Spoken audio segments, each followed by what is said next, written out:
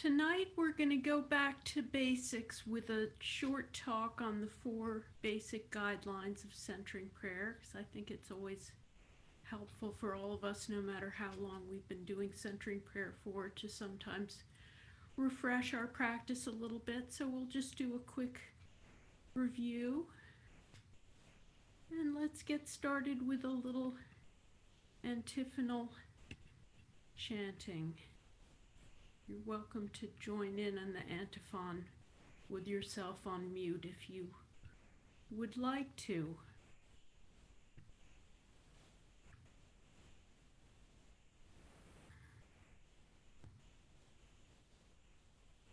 God whispers to the heart, be still, I am with you. God whispers to the heart, be still, I am with you. God is our refuge and our strength, a present help in times of trouble. Therefore we will not fear, though the earth be moved and shaken. God whispers to the heart, be still, I am with you. We will not fear, though the mountains be toppled into the sea, though the depths of the waters rage and foam. God whispers to the heart, be still, I am with you. Be still and know that I am God. God is with us. God has spoken, and the earth shall melt away. God whispers to the heart, be still, I am with you.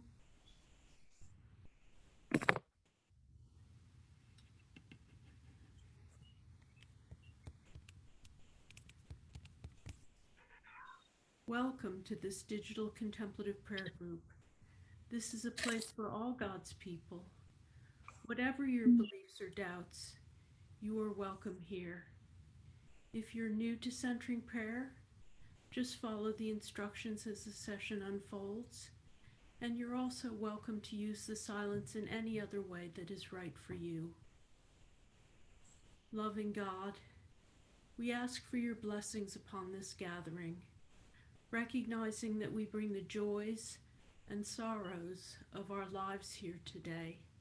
If anyone would like to mention silently or aloud expressions of gratitude or concern for ourselves, our families, our friends, our society, or our fragile planet, please do so now.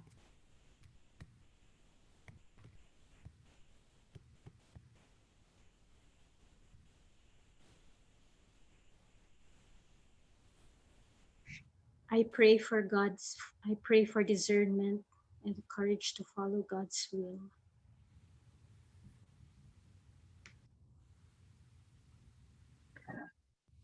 Bless Lenny Sweet as he recovers from COVID. He had a turn for the better.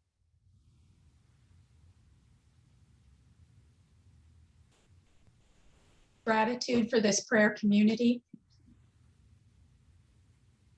For the end of capitalism and profit before people.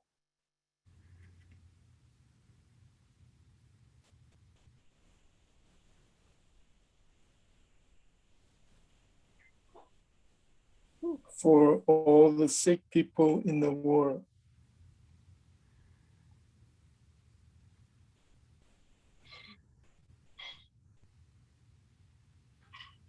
For our brothers and sisters in India.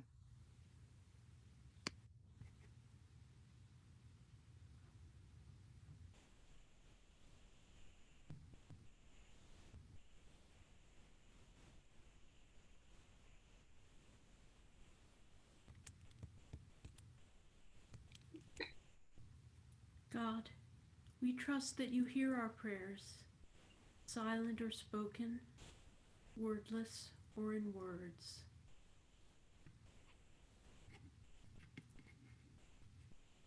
Tonight I'm just going to do a short review of the how-to of centering prayer by looking at the 4 basic guidelines. Briefly, many of us have been doing centering prayer for a long time, but no matter how long you've been doing it for, it can be very helpful to just refresh your practice by going back to the basics and solidifying and grounding your practice. And some of you are newer to the practice, so hopefully this will be helpful to you.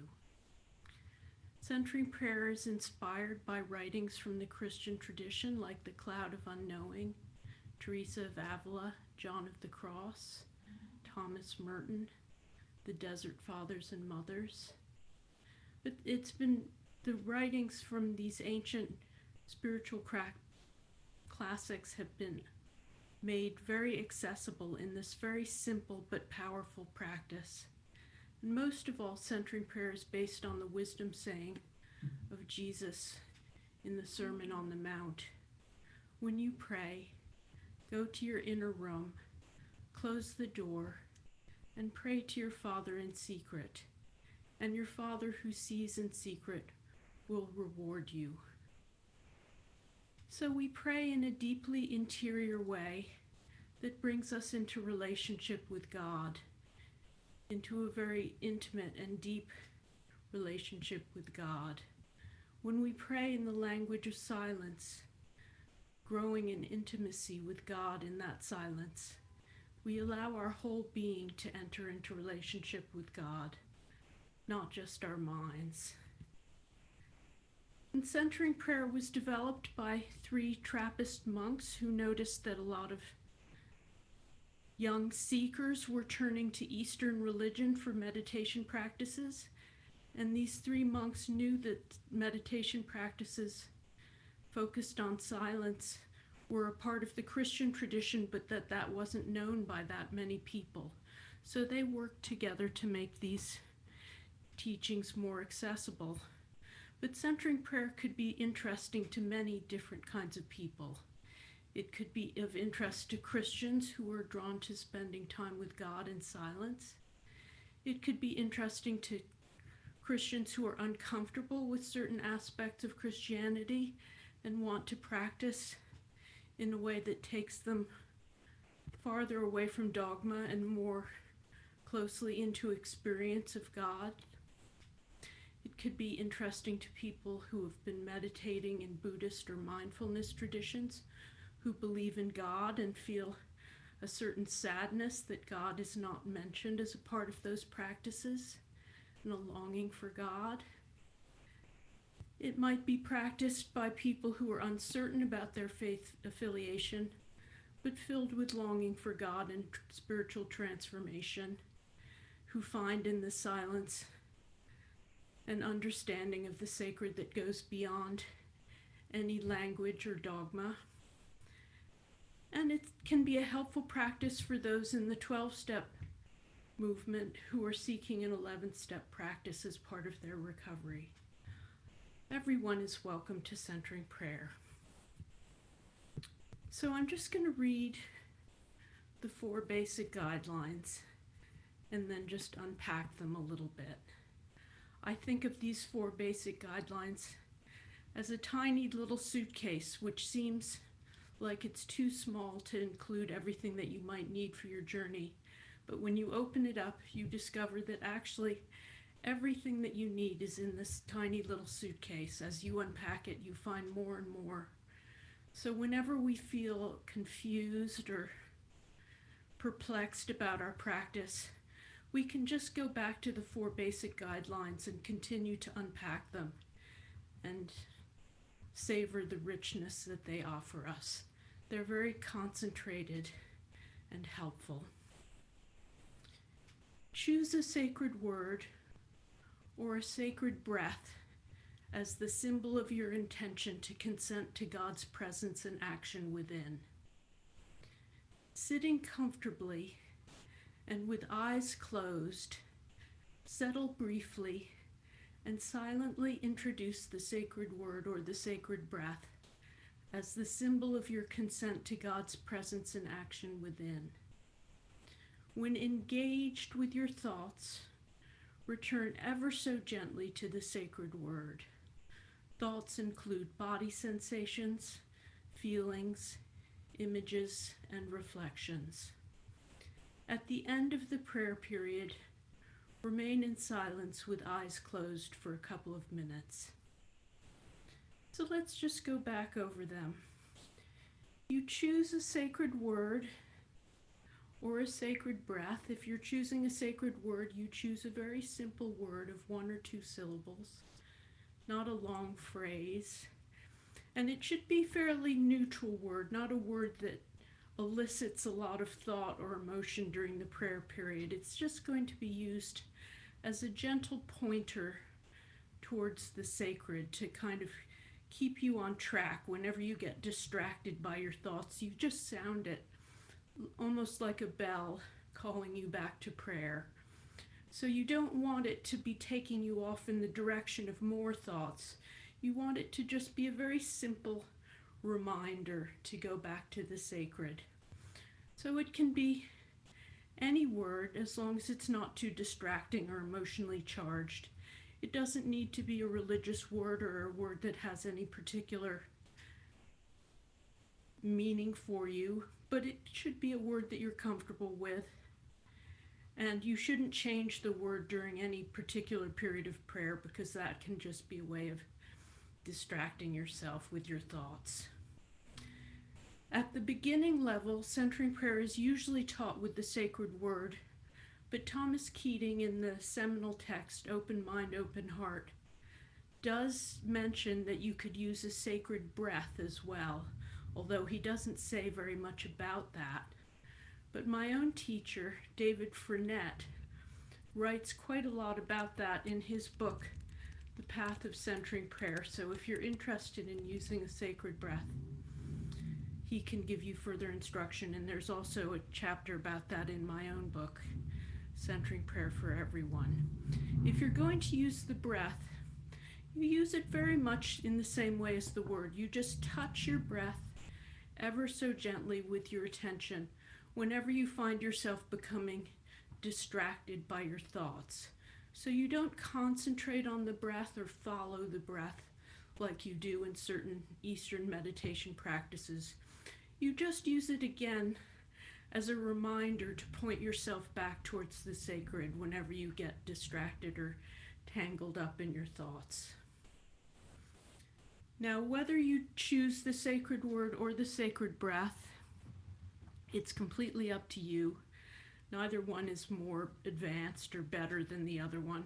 Some people find the sacred breath less distracting because the sacred word tends to make them think a lot, and the sacred breath is a bit more physical or embodied.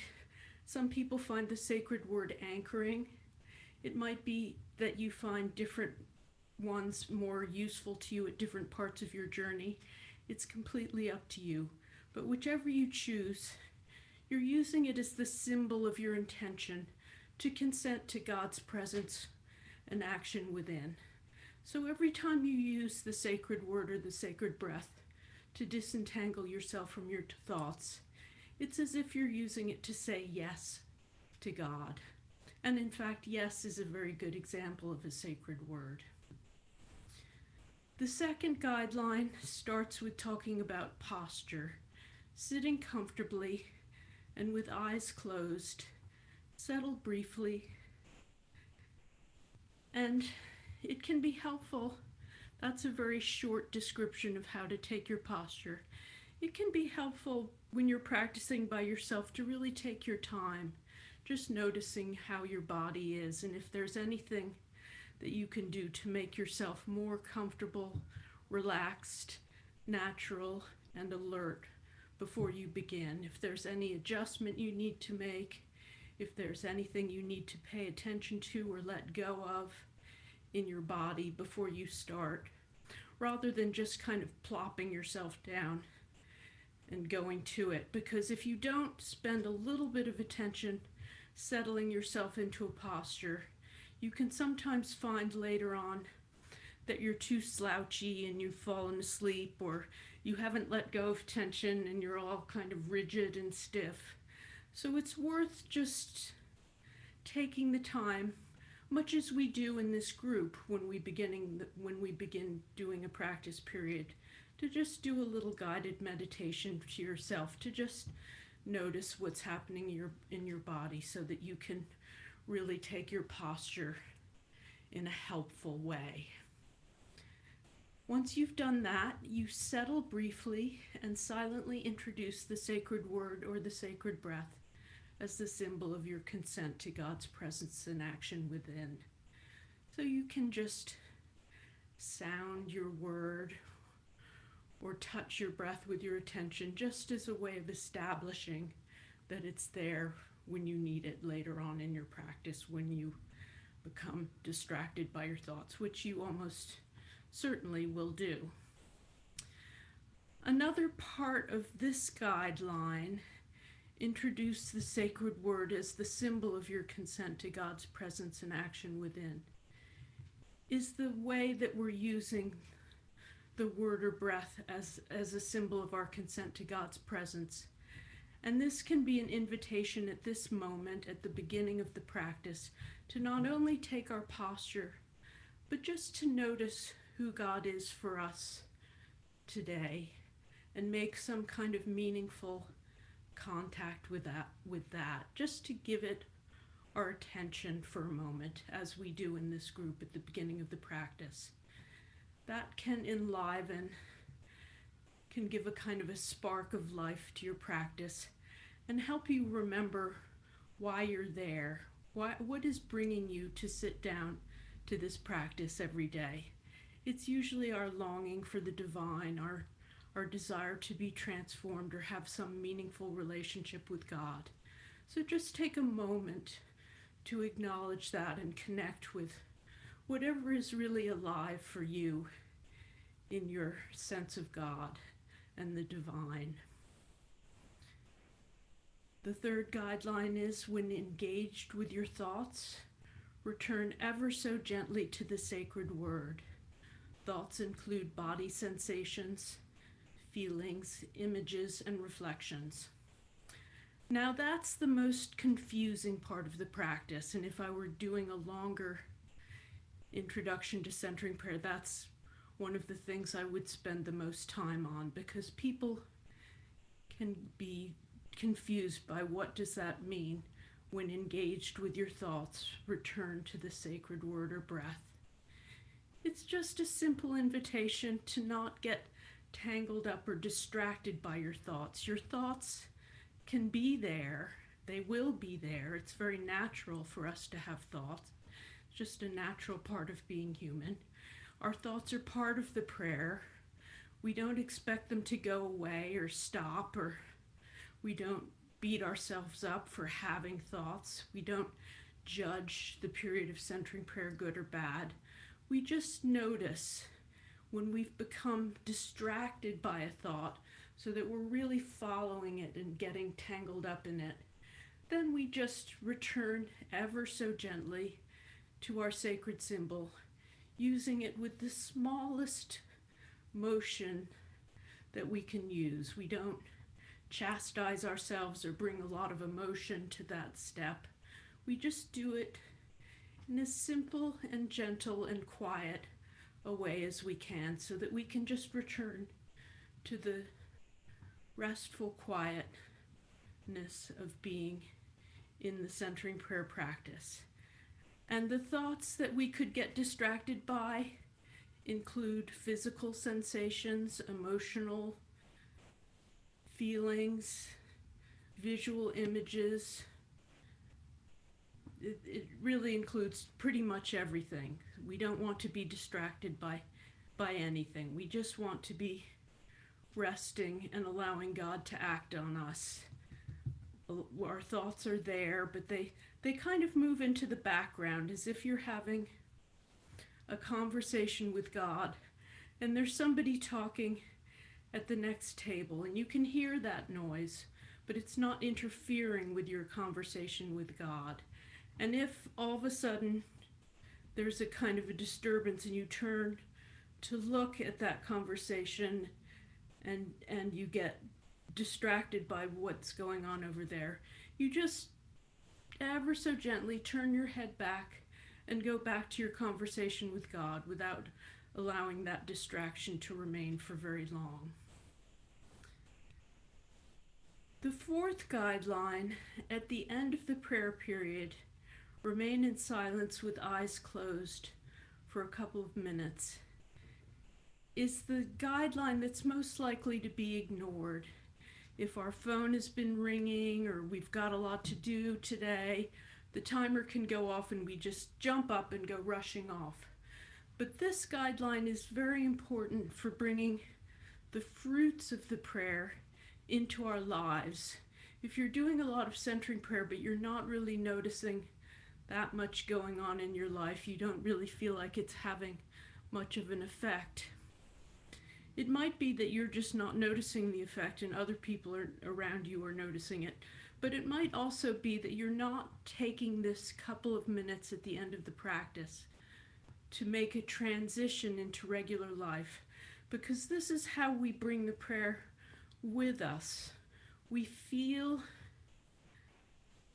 how we've been in the practice, and we figure out how to bring the practice with us. Now, my teacher, David Frinettes, suggests several ways that you could do that. You could just silently or quietly say a prayer to yourself, like the Lord's Prayer, the Serenity Prayer, any prayer that's meaningful to you, or you could use spontaneous verbal prayer at that time. You could dedicate the period of prayer to a person or concern. You could visualize yourself in a particular activity during the day, or maybe there's a challenging situation coming up. You could visualize yourself in that situation, bringing the energy of the prayer into your life. You could just slowly come back into your sense perceptions, allowing your eyes to slowly open and hear the sounds around you. Or you can just rest completely in God. There's no prescription for how to spend that time, and you can ask yourself each day, what is your way of making that transition? Something that I sometimes do is I ask God, what is it that you are asking of me today? And I just listen in the silence to what God might be saying to me. The important thing is your intention to bring the prayer with you into your life and to use that time to make that transition. So there's a lot more I could say, but I think that's enough for tonight. So just trust in what's arising, trust in your own basic goodness, trust the practice, trust the silence. Don't worry about doing it right or wrong. The practice is very powerful, and it's often said there's no way to do it wrong. So just allow it to act on you. But those are some suggestions for you. They're called guidelines, not rules. Sometimes we need to follow our own intuitions, but it's helpful to keep to those guidelines as much as we can for the practice to be fruitful. So I'll just close with a short quote from one of the founders of Centering Prayer, Thomas Keating. Silence is God's first language. Everything else is a poor translation.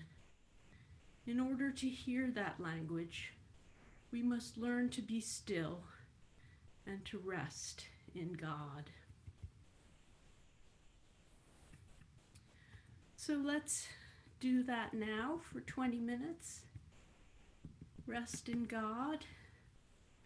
So I invite you to take your posture, sitting with your back straight, and your feet flat on the ground or in any other stable position that you can maintain comfortably for the prayer period. Your hands on your thighs or in your lap, and gently close your eyes and take a few deep breaths and just notice if there are any adjustments you'd like to make to be comfortable, alert, natural, relaxed during the prayer period. And just take a moment to notice who God is for you right now, whatever that might mean. How do you experience the sacred today? In a sense of mystery, a sense of transformation, gratitude, hopefulness, darkness, justice. Whatever is alive for you in your sense of the sacred, renew your commitment to be open to that divine presence.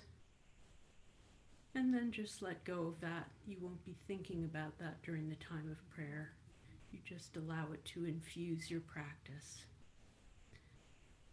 And if you'd like, you can silently begin to repeat the sacred word or touch your sacred breath ever so gently with your attention, using your symbol to orient yourself towards God. And during the prayer period, whenever you notice that you've become engaged with your thoughts, just gently disentangle yourself, returning to your sacred symbol if necessary. Loving God, may we rest in your presence.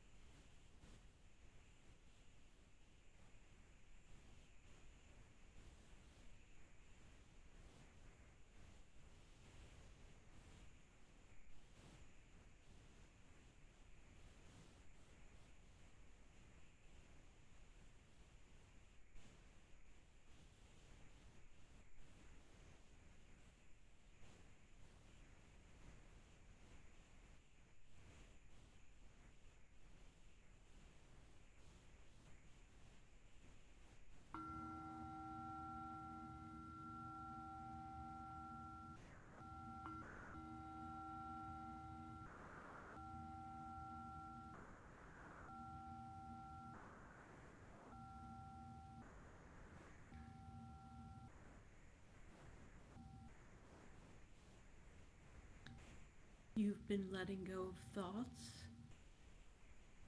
Now let go of everything and just be, resting completely.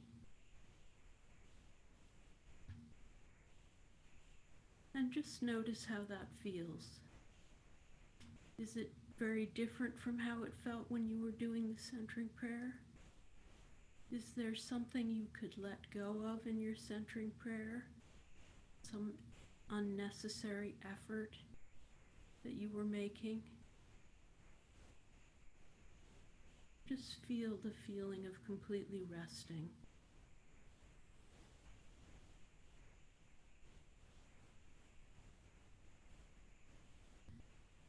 And just take a moment to ask yourself, what is your way to use this time at the end of the practice, right now, to bring the energy of the centering prayer into your daily life?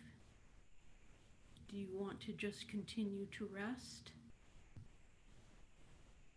Do you want to just slowly come into your sense perceptions? Would you like to dedicate the period of prayer to a particular person or concern? Would you like to visualize yourself in some activity in your daily life? And imagine yourself bringing the prayer into your life? Would you like to just say the Lord's Prayer or the Serenity Prayer or some other prayer to yourself silently? Or is there some other way you're being called to make this transition?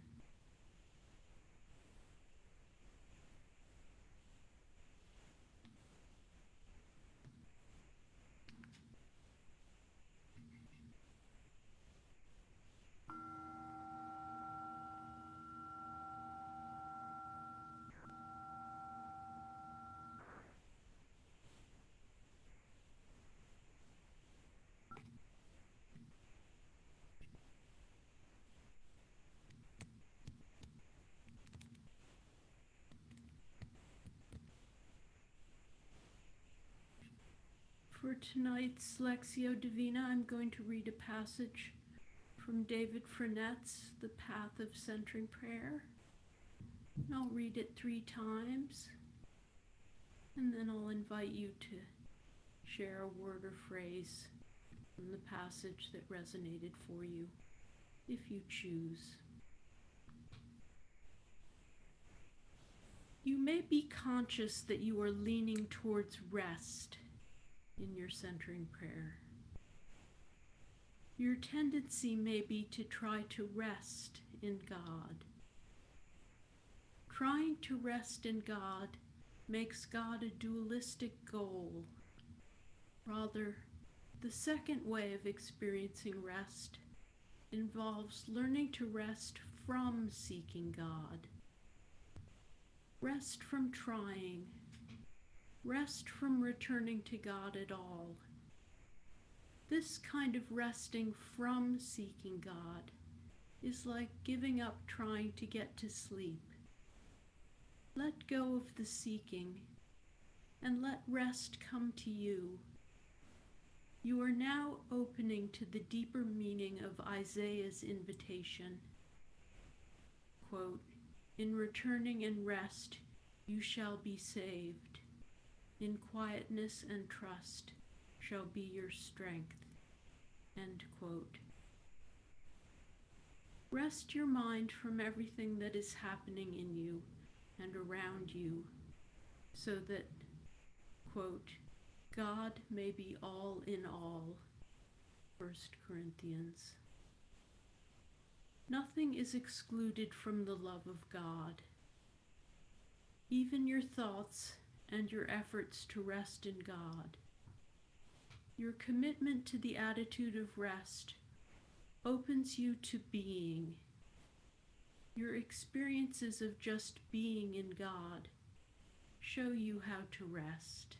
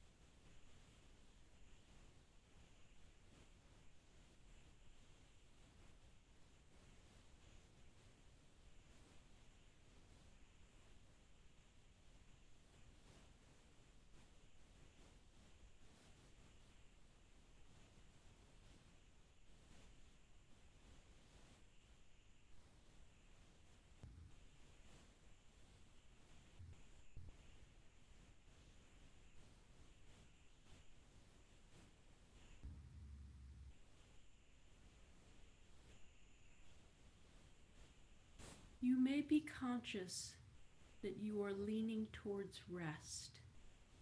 Your tendency may be to try to rest in God. Trying to rest in God makes God a dualistic goal. Rather, the second way of experiencing rest involves learning to rest from seeking God. Rest from trying. Rest from returning to God at all. This kind of resting from seeking God is like giving up trying to get to sleep. Let go of the seeking and let rest come to you. You are now opening to the deeper meaning of Isaiah's invitation. In returning and rest you shall be saved. In quietness and trust shall be your strength. Rest your mind from everything that is happening in you and around you, so that God may be all in all. Nothing is excluded from the love of God, even your thoughts and your efforts to rest in God. Your commitment to the attitude of rest opens you to being. Your experiences of just being in God show you how to rest.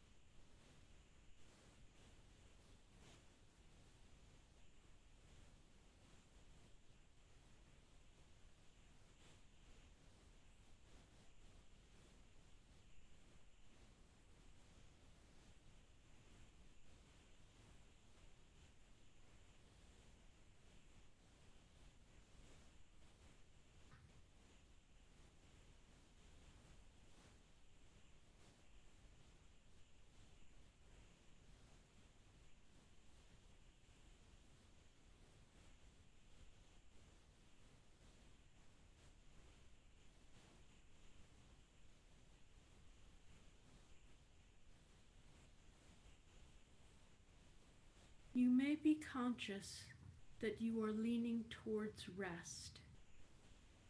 Your tendency may be to try to rest in God. Trying to rest in God makes God a dualistic goal. Rather, the second way of experiencing rest involves learning to rest from seeking God. Rest from trying. Rest from returning to God at all. This kind of resting from seeking God is like giving up trying to get to sleep. Let go of the seeking and let rest come to you. You are now opening to the deeper meaning of Isaiah's invitation. In returning and rest, you shall be saved. In quietness and trust shall be your strength. Rest your mind from everything that is happening in you and around you, so that God may be all in all. Nothing is excluded from the love of God, even your thoughts and your efforts to rest in God. Your commitment to the attitude of rest opens you to being. Your experiences of just being in God show you how to rest.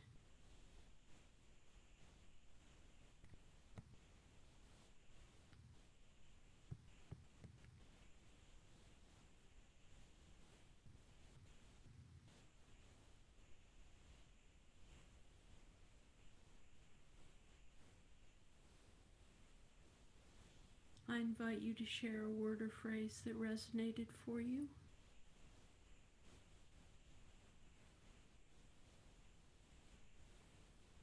Just being in God.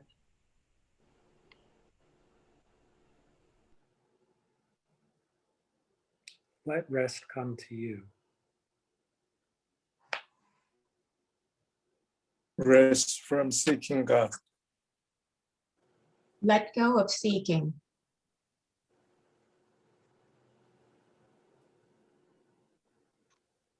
In quietness and rest shall be your strength.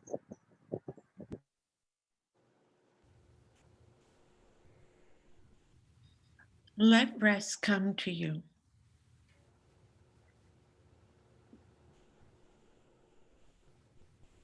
Nothing is excluded.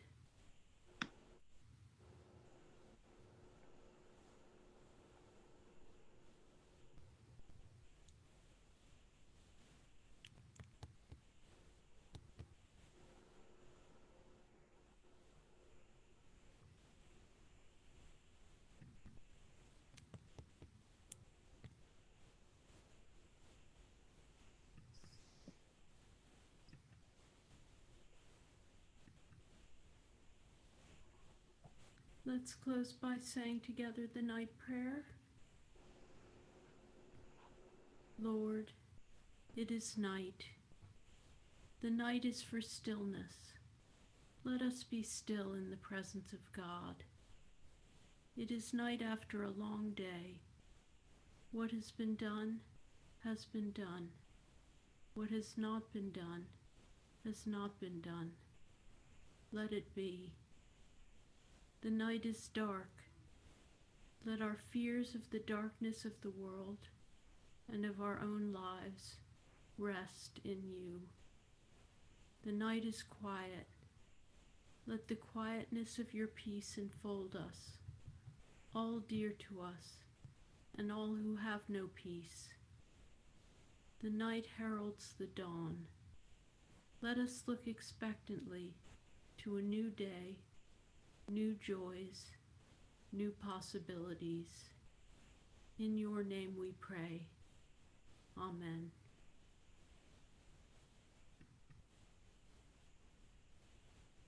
Well, thanks so much for being here. Thank you, Lindsay. Thank you, Lindsay. Thank you, everyone. Okay, good night. Let Thank it you, be in Lindsay. peace.